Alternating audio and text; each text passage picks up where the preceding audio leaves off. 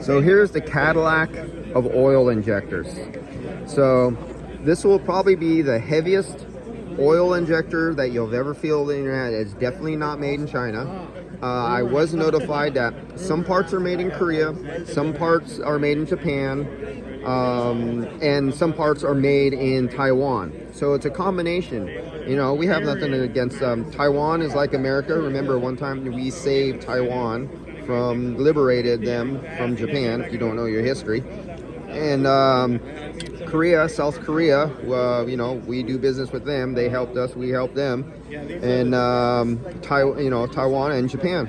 So we have three friendlies who put together between their parts what I would swear is made and manufactured, the quality that this thing is. I thought it was American made by some old company like Parker or something like that. But I was notified it was not, and it's not made in China.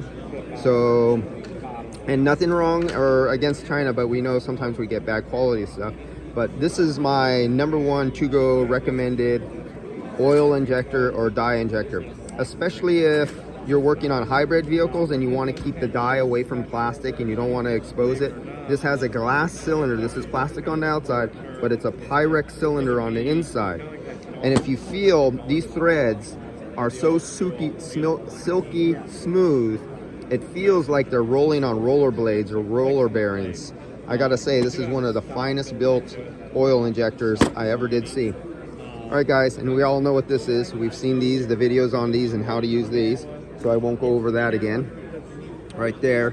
And you always could go, if you want to see videos, you can go right to that QR code and you can download the video and watch how it's used. And let's get the QR code for this one. Right to the video, focus. Let's get closer. Oh yeah, we gotta go to my dirty lens, don't we? Thank you, Apple.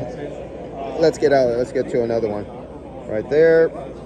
If you can get that and focus to that and then watch that video, you will be good to go. See you guys later.